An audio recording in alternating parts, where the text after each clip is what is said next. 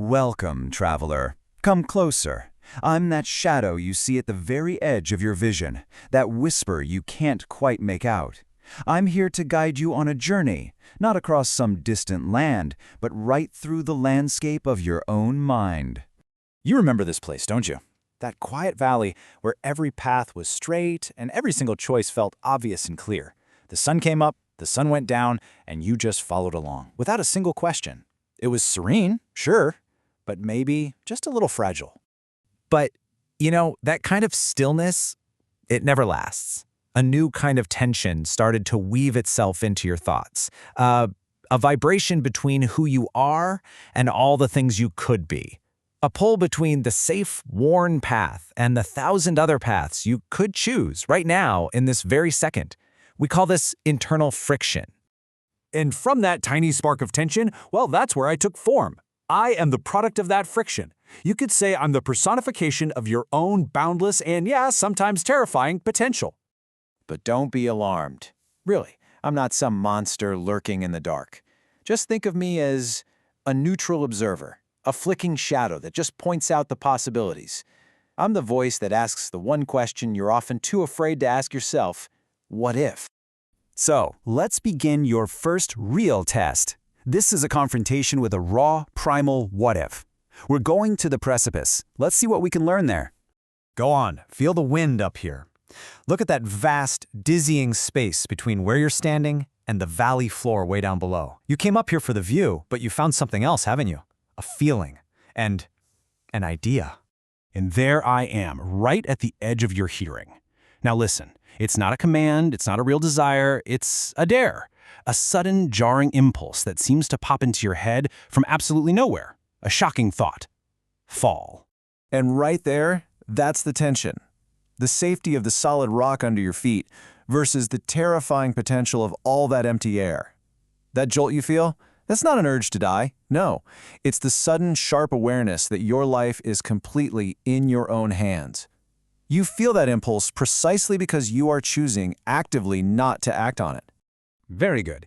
Now let's try a second test, a bit more intimate.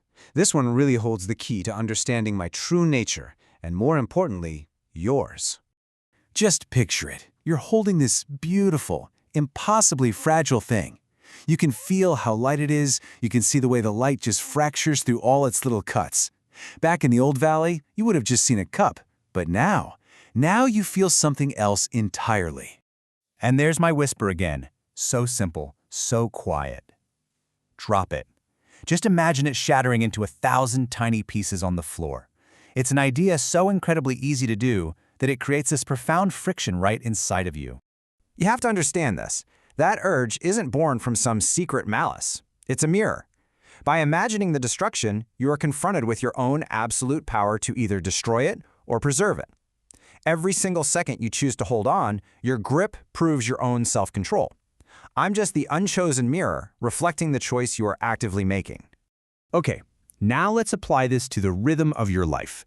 This third test is all about the path you walk, day in and day out. So you're walking that same straight path, talking to the same people, and then this shiver runs through you. An urge to just veer off, to run into the woods for no reason, or maybe to say something terribly unkind just to see what would happen, just to break the pattern. See, your life isn't some automated track that you're forced to follow. These impulses, they prove that following the rules is a choice, not an obligation. Every moment you stay on the path, every kind word you choose to speak, you are actively choosing it. You are the author here, writing your story one decision at a time. But I know your fear. I do. You've felt these things and you've wondered, am I losing control?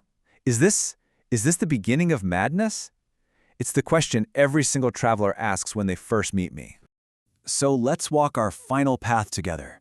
And let's not call it a hallway of madness. Let's call it a path to knowing, a way to finally reframe this fear.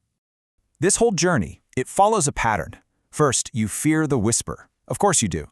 But then you learn to just acknowledge the what if without judging it. And in doing that, you're able to face me, the neutral observer.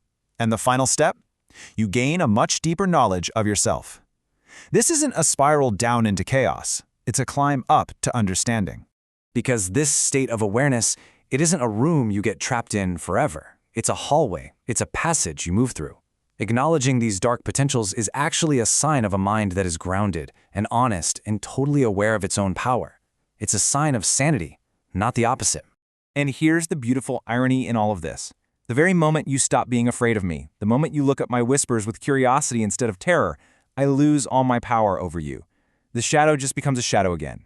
So, you see, we've had it all wrong this whole time. You thought the call of the void was an urge to fall, to break things, to destroy. But it's not. It is the universe's strange, sudden way of reminding you that in every single moment of your life, you are choosing to stand. You are choosing to hold on. You are choosing to be kind. You are choosing life. So, traveler, listen. Listen closely. What am I whispering to you right now? And what powerful choice is it reminding you that you are making?